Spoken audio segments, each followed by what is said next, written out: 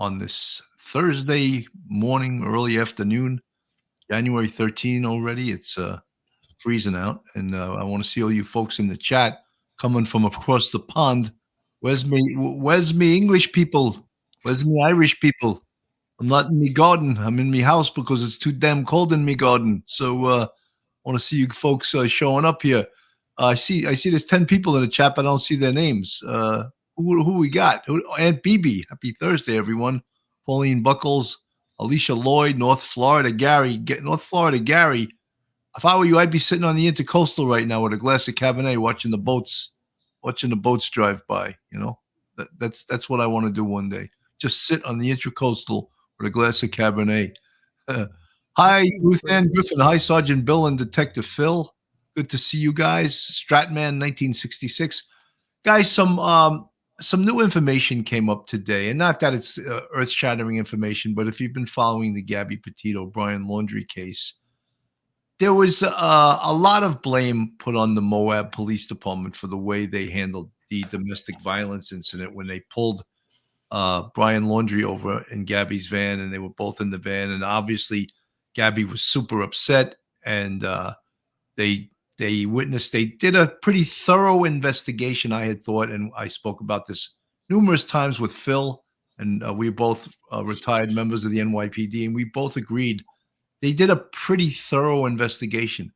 But when things go wrong in police work, the police department is of the nature that they're always looking to assign blame to somebody.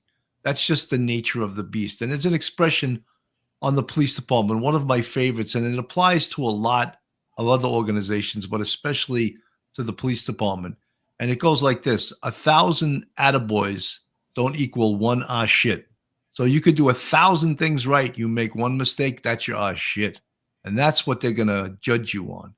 And in this case, that's what happened. And domestic violence is nothing to shake a stick at. It's a very serious matter. But there's also some things that police are required to apply the law to these situations. So I know all the Monday morning quarterbacks that have watched that videotape on and on and on, played it, stopped it, replayed it, and especially this organization, the Price Police Department, was hired to investigate the Moab Police Department. So when someone sometimes is hired to investigate something, they almost think they have to find something wrong to justify their investigation. And they did a 99-page report on this interaction. And you know, as I said, Phil and I and many members of the NYPD watched this video, and we thought that the police did a pretty good job. Of course, that some of the information we weren't privy to immediately. For example, the 911 call that said that a male had witnessed Brian slap Gabby. We didn't know that, and we don't, in fact, know if the police officers that responded to that had that information in real time. We don't know if that's a fact or that came after the fact. That's what these investigators should have made very clear. So as a result, look, 12 days after this incident was, 15 days. This incident occurred on August 12th, 2021. 15 days after, Gabby went missing, and that, in fact, may have been the night that she was murdered and strangled to death.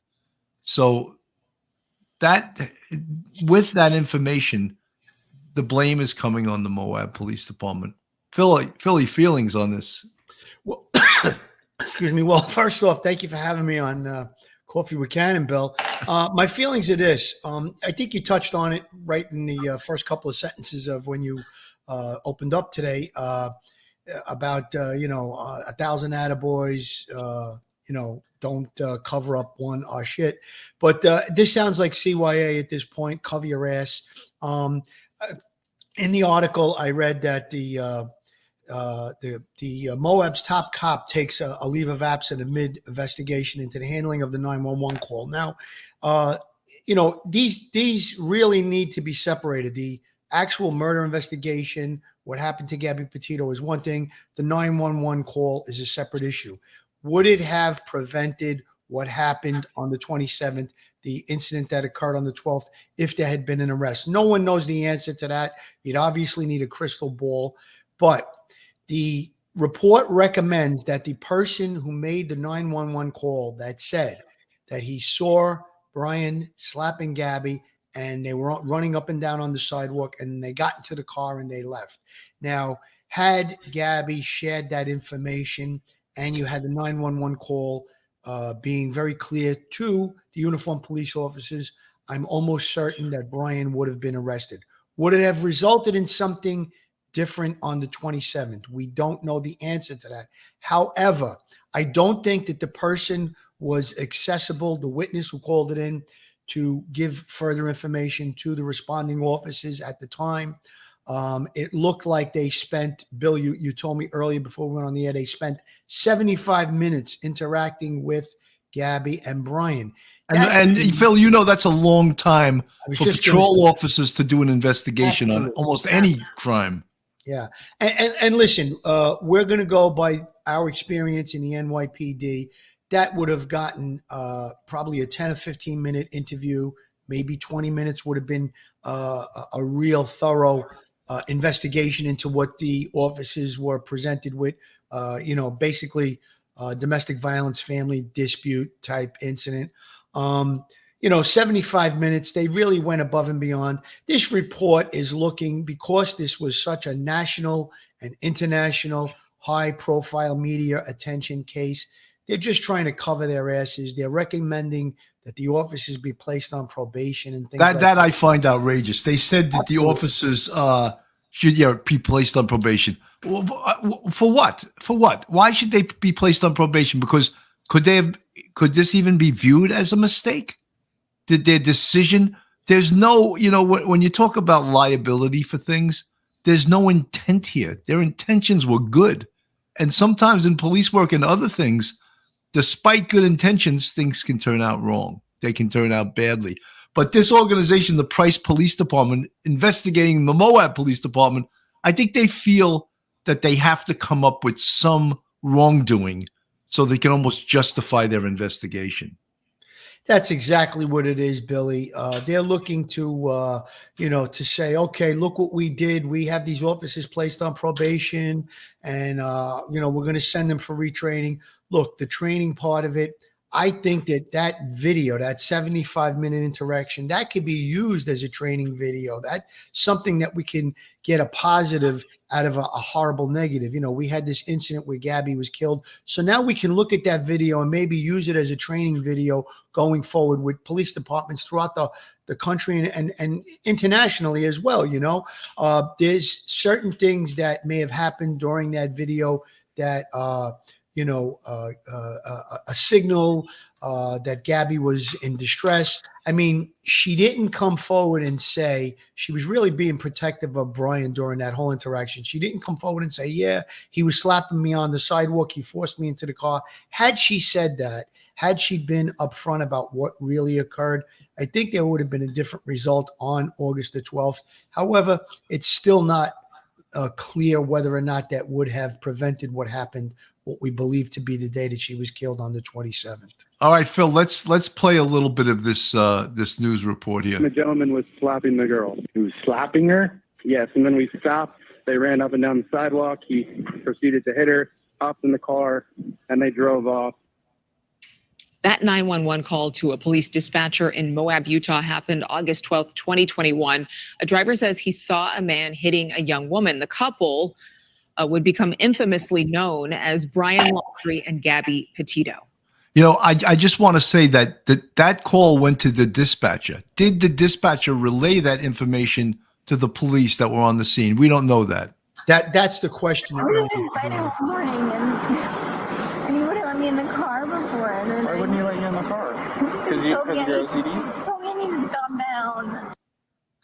It's hard to watch that video. I want to bring in News Nation's Brian Enton. We know what happened during that roadside traffic stop involving officers. We know no arrests were made. We've spoken to plenty of law enforcement experts who say police didn't have enough to make an arrest at that moment. But sadly, a few weeks later, Gabby Petito was murdered. And an independent investigation found just recently that both officers' actions led to unintentional mistakes that day. So what did this report find?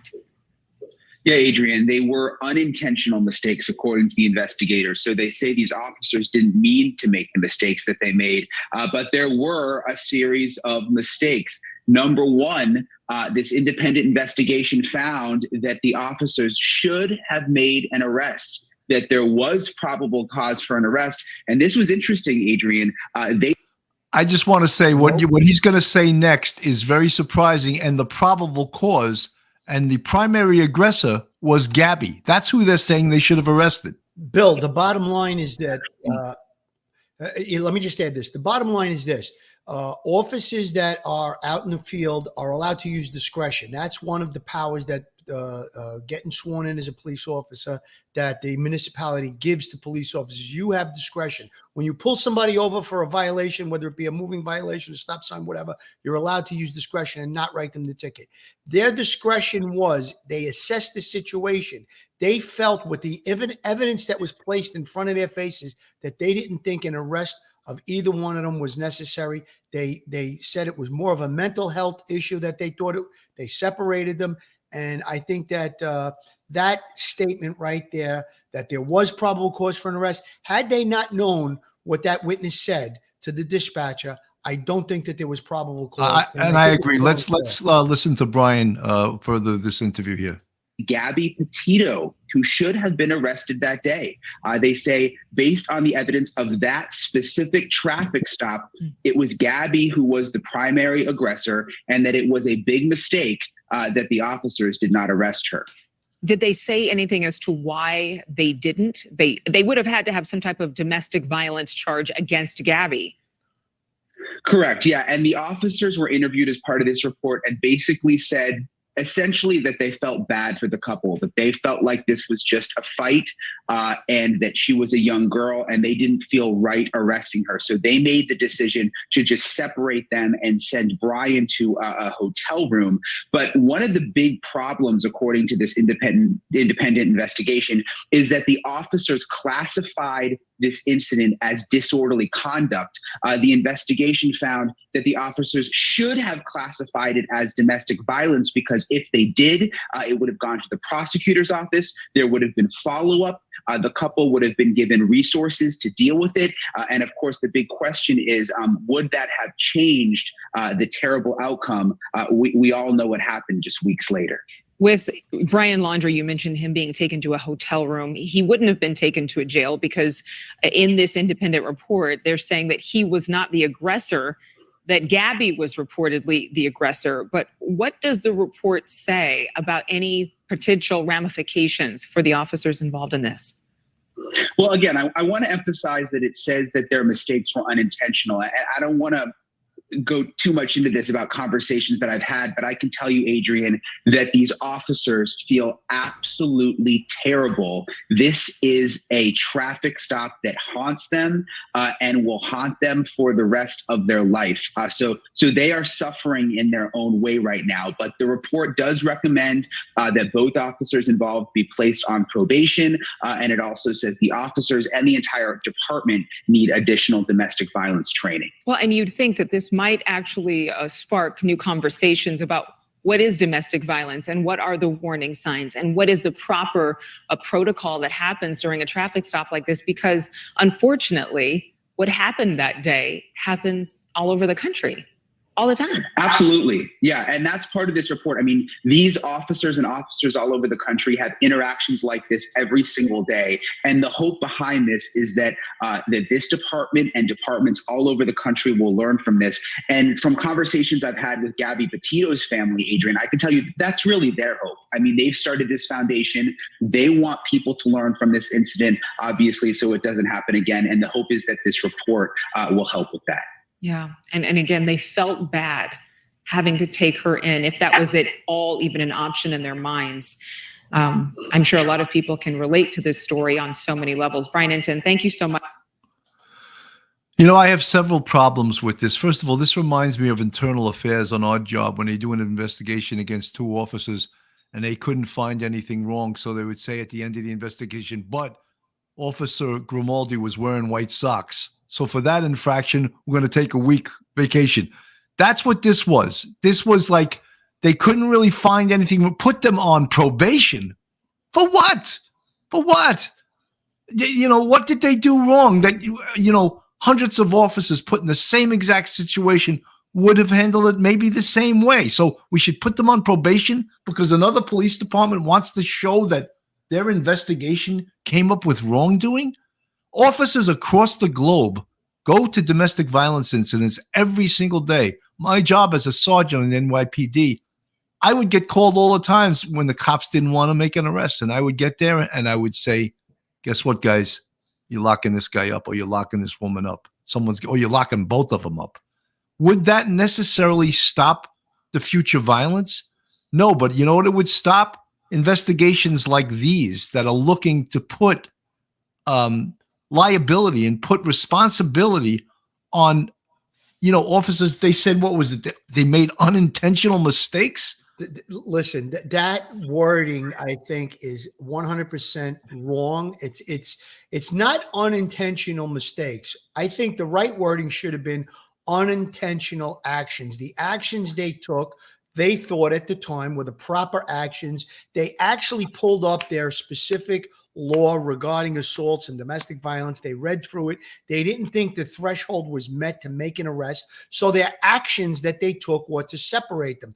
That's not mistakes. Why are they calling it mistakes? They're calling it mistakes because 2 weeks later or whatever it is, 15 days later, that Gabby was murdered. I get it. I understand. It's a horrible, horrible situation to have been in. It's terrible. But the bottom line is this: what their actions were on that day, what the actions that they took, what their training showed them, what they were presented with. Had they presented with Gabby saying he slapped me in the face, he hit me several times, and they didn't make an arrest, then yes, they made a mistake. But that's not what they were presented with. The whole thing is on 75 minutes of video. And if you take it apart, all you're doing is Monday morning quarterbacking these offices to try and come up with, this is what we did. I think the idea of looking at the video and maybe learning from it and sending out different messages regarding maybe they should have asked her, do you feel safe? Something to that effect. Or as we said in previous episodes, they should have checked with them the next day. I don't know that if there even would have been an arrest, if they would have gotten together and left the state, and how are they going to follow up with them after that? Right. Phil, I just want to answer this question from Rich Carber in the chat.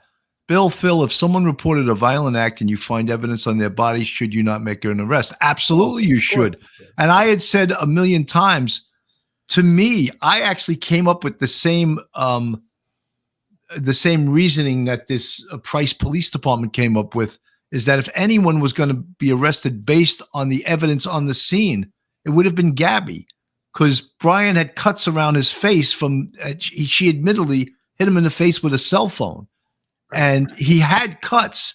But however, I did not know about the 911 call until much later that he had slapped her. Guess what? I would have arrested both of them with that information. But all of that information wasn't clear in the very beginning. Would have arresting both of them prevented the murder of Gabby?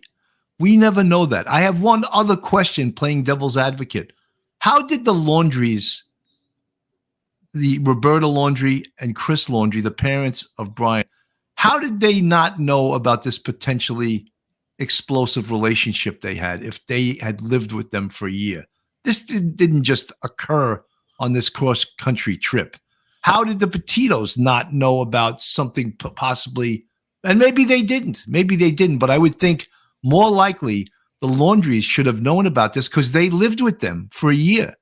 They didn't know about this. They never tried to intervene, like you guys need counseling or whatever. So to just blame this on a 75-minute interaction by the Moab police, to blame, and look, domestic violence is to be taken the most serious interaction the police have, domestic violence calls, and handling it correctly. Sometimes you err on the side of being so careful that you want to arrest everybody because you're afraid it's going to kick back to you. And they're going to say, who was on the scene of that officer?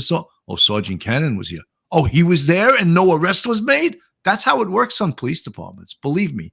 And you think even your cops are going to be like, oh, yeah, no, we stick up for you. No, they go, oh, yeah, Cannon was here. He didn't make the arrest. He didn't tell us to. They're going to throw it right to the boss. And guess what?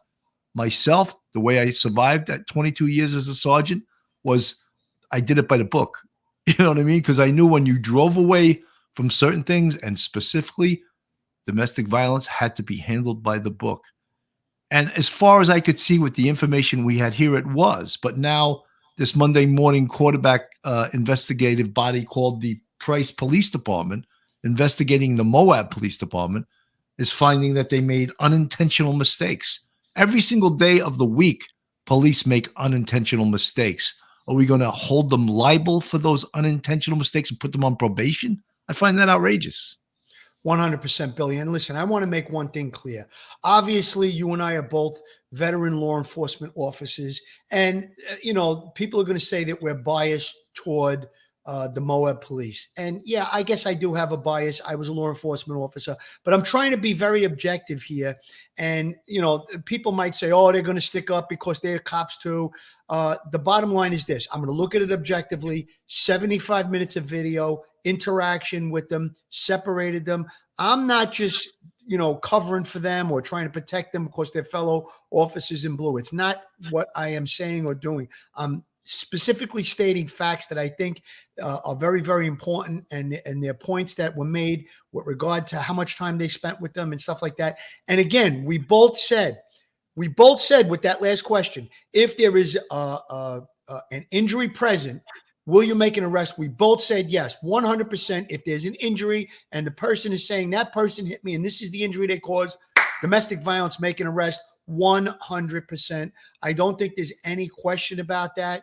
And listen, sometimes if an officer does something that is not within the realm of the law, if he breaks the law, if he doesn't follow up or do his job properly, you and I are the first ones that will say it. Listen, nobody's perfect. People make mistakes. If there was a blatant mistake done in this case, like specifically, if that witness had come to the scene and said, I saw that guy slapping that girl and those cops didn't make an arrest, then I'd say, hey, the chip's going to fall what they have to fall. And it just sounds like that this report was done to show that they did something. They're going to retrain the officers with, follow-up training, put them on probation. And I think that's all about, possible lawsuits going on in the future. Well, this is what we did. And the bottom line is it's Monday morning quarterback. And we're not trying, you and I are both not trying to protect these officers. We'll call a spade when it's necessary. And in our opinion, I think you're in agreement with me, Bill, that you don't think that these guys did anything so egregious that they should be placed on probation. No, and you guys, this is a Coffee with Cannon, and we're actually getting into doing almost like a real total episode where most of the time this is a feel-good Coffee with Cannon. We talk and we drink coffee and we say hello and we plug it, but this is like a very serious matter, and we wanted to do this because we have a show tonight with Dan Bibb, retired Manhattan District Attorney, in regards to the Alvin Bragg memo to his staff. Alvin Bragg is the new Manhattan District Attorney. And we're going to take a deep dive into that tonight. But when this new information came out, and Nikki T, I want to answer your statement that you made. They should apologize then, the police. Yes, others make mistakes at work, but the repercussions aren't death. Let me just tell you something. The police can never apologize, and I'll tell you why. Because if you apologize, you're admitting wrongdoing. And this will undoubtedly there'll be a civil case. So if you apologize, that will be used against you. So just so you know, and I'm not trying to be snide or anything, but police cannot apologize for anything. If they make a mistake, they still cannot apologize. This isn't social work. This is real applying the law. And thank you for that statement. Really, I got to make a quick point. I'm sure, 100% sure that the officers that had this interaction feel terrible about what the result happened 15 days later. They feel terrible about it. And if they could have a do-over, they probably would have arrested both of them. And, that way everything's covered, all bases are covered. But that's not how it went down. All we can do at this point is look at the interaction, try and come up with something that might take it one step further, where she may have told us, what really happened, or getting a hold of that person that called 911. I'm dying to know. To me, it sounds like they didn't know the information on the scene, because in the report, they refer to re-interviewing those people. That's what it says in the report, that the people, the gentleman that called and said, I saw her getting slapped and they were running up and down the sidewalk and they jumped in the car. It recommends that that person be re-interviewed. So maybe that person wasn't available, didn't answer their phone on a callback. Maybe they didn't have the information. They didn't have the callback. I don't know. But that's really key to the whole thing. That person, if that information was transmitted to those officers and specifically saying that I saw him slapping her, they should have then, if they had that information, they should have then pressed Gabby on it. Did he hit you? Were you getting slapped in the face? Do you feel safe? And then I think it would have been a different result. Yeah, you know something. Look, as we've repeated ad nauseum, hindsight is 2020, and I'm sure that the Moab Police wish at this point, especially coming with the Price Police Department writing a report saying 2 officers should be put on probation. Which what do they do with what does the Price Police Department do? You hire Moab to do an investigation on your officers, and was this a tit for tat? I just find it a little bit ridiculous that they're calling for them to be put on probation because they made an unintended mistake. That's the word for word from their report. Look, we followed this case pretty much from the beginning, and we analyzed a lot of different things. And, you know, this case is a heartbreaker. It was an internationally known case because of, for some reason, whether it was on social media or the interesting nature of a couple traveling the world in a van and putting it on social media, and it for some reason caught the world's attention. And, you know, Gabby's everyone's sister, everyone's daughter, you know, and I think the Laundries became the demons in this, that they were the mean family. The mother and father, you know, protected their son through lawyer-client privilege. He lawyered up right away, and he wasn't allowed to be interviewed by the police, even though he left his girlfriend thousands of miles away. Now we know dead, and he took her van back and stole money from her. So now, no doubt, he was the demon in this, and he was the party that did wrong by his girlfriend, by his fiance. And we followed this all the way. And, you know, it's a heartbreaking case, and you can't always or ever predict what's going to happen. Were there mistakes made in this? Yeah, you can do on a 75-minute car stop, you can do a 3-month or 4-month investigation. And yeah, you can find things wrong with any investigation, you know. But it seems like the Price Police Department didn't find much wrong, but came up with some unintended mistakes that they now want to put the cops on probation for. I don't even like that word mistakes. Like I said previously, I think it was actions as opposed to mistakes. Gabby Petito came across, and I think this is what generated the international attention. She came across as the all-American girl. She was sweet. She did some of those videos. They were really beautiful, showing the sunrise and having breakfast out in the country. It was like almost like a fantasy, this whole trip that they were on. And I think that's what captured the attention and caused all the international interest and you know, the high profileness of the case. The other thing, regard to the Laundrie family. Now, I get trying to protect your child, but the situation that they were presented with, it didn't work out good for them. They protected him. They didn't want to speak. He went into the woods. He wound up committing suicide. So again, protecting your child, I get it. Had they went about it a little differently, Brian probably would be alive, facing the music of whatever would have happened with the investigation into Gabby's murder, but their son would have been alive. Maybe he could have been rehabilitated at some point, gotten out of jail and lived some kind of a lifestyle. At least they would have been able to, you know, go visit him in jail and stuff like that. Gabby's family would have never had the opportunity to see Gabby alive again. Obviously, she was murdered. But I think that if they had a do-over, the Laundrie family might have did things a little differently. Listen, having the right to remain silent is 100% within the way our justice system works. So I get that. However, they probably could have been a little bit more, you know, informative to, you know, to Gabby's family, and maybe with law enforcement.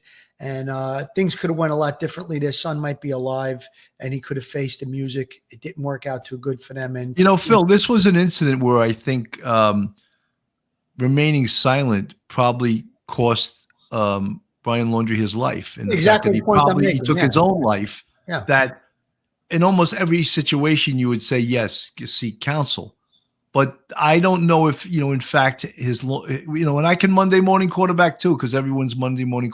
I could say maybe if Steven Bertolino showed up in Florida and did more one-on-one counseling rather than by the telephone, maybe he could have had a better effect on the outcome of this. And again, it's conjecture.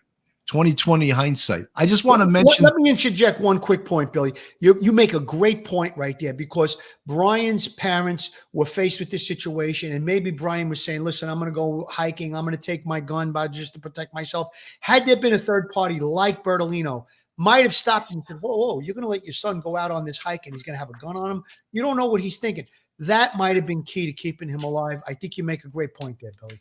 Yeah. Well, I just want to mention, to put that aside, I want to mention Kate Ann Kippy in the chat. I think you deserve to have your day in the sun with this comment. Just listen to cop number 2 when she's referring to the videotape. Tell cop number 1 how his failed marriage was comparable to Brian's behavior to Gabby. That 99-pound female was crying out for help while protecting herself from Brian's evil wrath. Kate Ann, I appreciate all of this. However, the police have to apply the law to the situation that they're presented with. And should he have personalized this with his own experience? Probably not. Probably wasn't a good idea. But they still had to apply the law at some point and either make a decision to make an arrest, not make an arrest. In this situation, they gave what was called a mental health break, which I've never heard of in my police career. In the NYPD, either someone gets arrested or they don't. But and you can always refer someone to counseling, but they don't have to receive counseling. It's not court mandated. But Kate Ann, thank you so much for your comment there. Philly, comment? Well, listen, if you're going to use a personal experience on something like that to make a decision, I mean, I get it. Like you said, maybe he shouldn't have applied that to this situation. But when they referred to it as a mental health issue, then maybe they should have called EMS and had a paramedic, a medical technician, make a call on whether or not either Gabby or Brian needed to have a mental health evaluation. I think that they were going down that road in the very beginning of that tape because she was inconsolable. She was obviously extremely upset. But as time went on, they got her into a cool car. They put her in the back seat. She did calm down. I think at the end of the interaction, she was calm. She wasn't displaying any signs of having a mental health breakdown.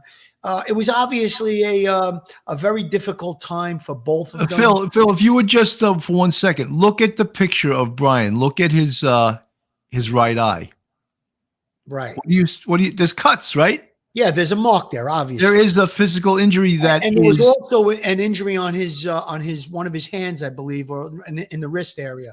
One of the police officers mentions that during the and he said that she was trying to grab the phone, and that's how he got scratched on his, I guess it was on his wrist. So, yeah. So, but when the police are looking in, part of their investigation is to determine who the primary aggressor is. There is actually physical evidence there of her being the primary aggressor. However, we did not at that point know that there was a 911 caller that said a male witnessed Brian Laundrie slap Gabby Petito. Right. So that for me would have changed everything. And you know what, Billy, too, common sense. Now I'm going to just use a little common sense here applied to the situation. You have 100-pound little 5'1" or 2, whatever she is, female, and you have Brian Laundrie that's probably, I don't know, 160 pounds or whatever he is. So if you look at it just on a common sense thing, and we're going to arrest this young girl for maybe scratching this kid's hand.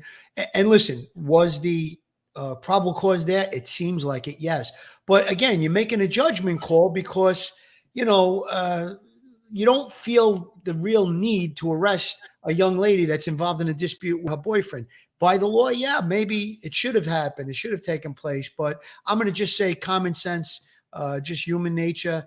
You know, as a police officer, I don't think I would have been so inclined to arrest her so quickly, based on the facts that were there. I think the separation of the two was probably the way I would have went myself if I was present in that situation. I don't think, without knowing for certain that he was slapping her around, based on that 911 caller, that I would have arrested either one of them. I'm leaning more towards, without that information, that probably the probable cause was there to arrest Gabby because of the injuries that were displayed on Brian. So again, this Monday morning quarterbacking by this police report recommending probation for these officers, I have a little bit of a problem with it. And I'm not trying to protect a brother officer or sister officer in blue. It's not about that. It's about calling it balls and strikes right down the middle. And that's my professional opinion. Patsy Grider, when I was looking in the chat, you made let me see if okay, here you go. Why did they not refer to the 911 call? That's what started the whole police stop to begin with. I don't know when, Patsy, that's a good question. And I don't know when or if in real time the officers had that information that she was slapped. There can be a lot of confusion. They were out on this, they were talking to her. They may not have been specifically listening to the radio. Probably a situation like that, the dispatcher should have called one of them on the phone or had them call them on the phone. Right. It's never a good thing when they say 10-3 the dispatcher. In my career as a supervisor, that was always bad news when you had 10-3 the dispatcher. But that's the best way to have a conversation with the dispatcher, get the investigative information from the horse's mouth rather than a garbled radio where sometimes you can hear every fourth or fifth word gets garbled and you're not getting the complete message from the dispatcher. Yeah, the 10-3 to dispatcher, just in police lingo, that means to call on a landline or a cell phone, whatever it may be, and you can have a better conversation. Obviously, Billy that pointed that out. I really think, like in the NYPD, if a person calls 911, the cell phone or number that they call from is captured, and you can say to the dispatcher, Central, we refer to them as Central. Central, do you have a call back? Yeah, I have the call back. Can you call a call back and ask them for details of what occurred? I don't know that happened. We really don't know at this point. Maybe that person was called and didn't pick up their phone. They may have been in the middle of something and didn't pick up their phone, or they didn't want to get involved. There's several possibilities with that. I think very clearly, had that information been presented to those officers, I think things would have went differently, because they probably would have gotten Gabby alone and said, listen, was he just slapping you on the sidewalk and then you guys jumped in the car and took off at this location? And I think it would have been much clearer. She probably would have came through with saying, yes, that did happen. And again, we don't even know if 100% if that did happen, because that person really hasn't been interviewed. That's something that needs to be done. Real with Robo, thank you for the $5 super chat. He comments, men who are abused are less likely to be believed because women abusers are so tiny and they cry. I'm a DV survivor. I've heard stories. That happens to be true.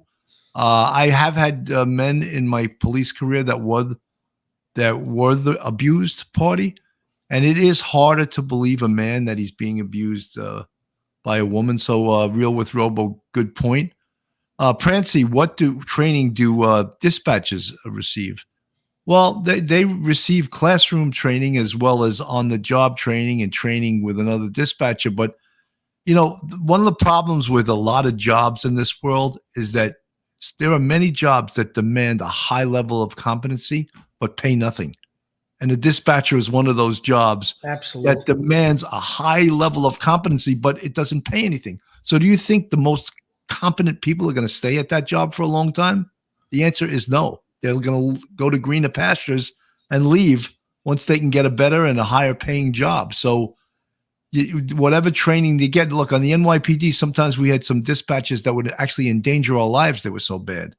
And other times we'd have great dispatchers, but not a lot. There were more, in my opinion, I'd say, mediocre to bad dispatchers than there were really good ones. I don't know if you had the same experience, Phil. Well, my experience was this: in the busier precincts, they would actually steer the better dispatches into those areas because things would be breaking. And we had some great in the '80s when I worked in Brooklyn South. We had some really good dispatches that they knew some of the cops by their voices. They knew their nickname because we all had nicknames on the radio. So there were some good dispatches. Obviously, you make a great point, Billy. Is that you? Is that you, Batman? Is that you, Batman? Yeah. Well, we had all different nicknames, and a lot of times they could tell by the sound of your voice. The central, like an emergency message, person shot, blah, blah, blah. They could tell by that. And if you're just answering, giving a quick rundown on a follow up on a job, they could tell when you were serious or it was a type of an emergency, and they would say, "Everybody stand by," whatever unit you was, 7-0 Adam, go with your message, So obviously, I think the experience comes with the amount of work that there is. Maybe in Moab, there's not a lot of domestic violence calls. It's a rural area, so the amount of on-the-job training that these dispatches are probably getting is not a great amount. You go into a Brooklyn South precinct, a Manhattan North precinct, and you're a dispatcher in those areas. You're doing a 4 to 12. You're going. Phil, in 1990, I was a rookie sergeant. We were on the same division as the 3-4.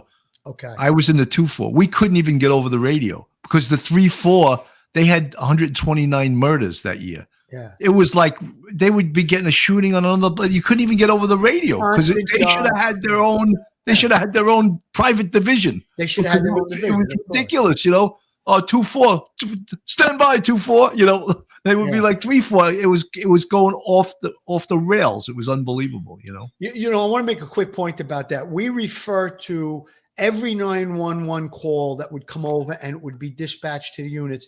It's called a job. So if you have 12 cars in a precinct, and that's a lot, and you have 40 jobs, that means that you're holding a certain number of jobs. And that's, you're bringing up the 3-4. I'm sure there were many times when they're holding jobs, meaning the 911 call comes in and they can't dispatch it because there's no units available. So a lot of times when it was busy, and I can remember like 4th of July, we were in my division, my precinct, we were holding, 40, 50, 100 jobs, whatever it was. You'd be grabbing 4 or 5 jobs at once to try and get rid of the backlog, and Phil, in the medical field, that's called triage.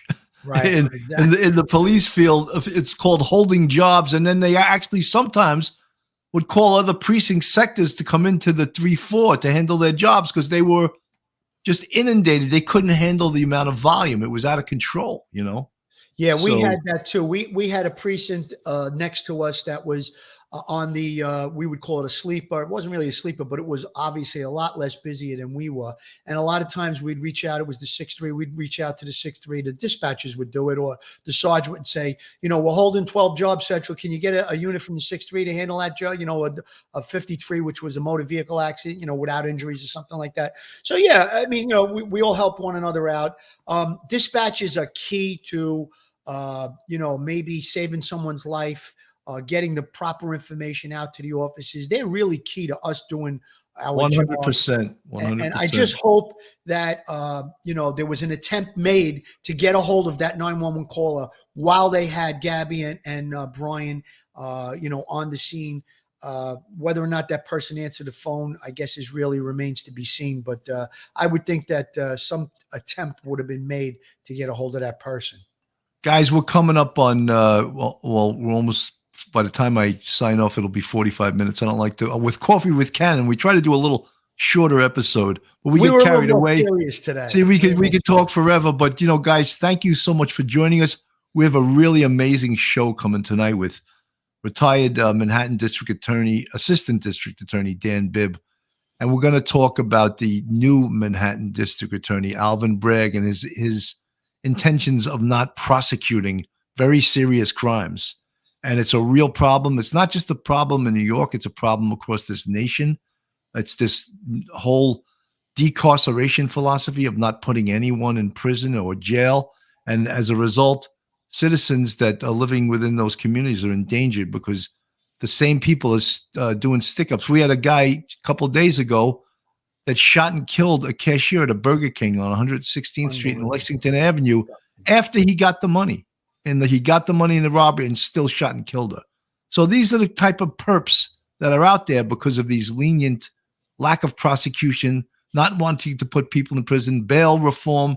This is what's out there. So we're going to take a deep dive into that tonight at 9 p.m. Phil will be joining me, of course, and Dan Bibb. Phil, final words. Final words.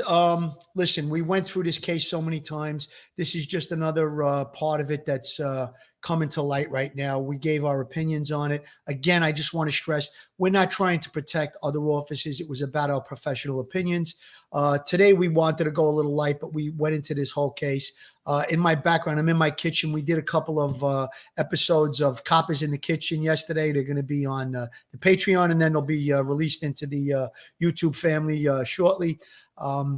Thanks so much, Bill, for having me on today. I just wanted to plug that Coppers. Yeah, it's great. I'm selfish. I usually want to do Coffee with Cannon by myself, but it was fun having you here today. Good. I'm glad I think we covered it pretty good. I think we did a pretty good job. Yeah, so guys, we'll see you tonight at 9 p.m. And until then, be safe. Looking forward to tonight. Stay safe, everybody.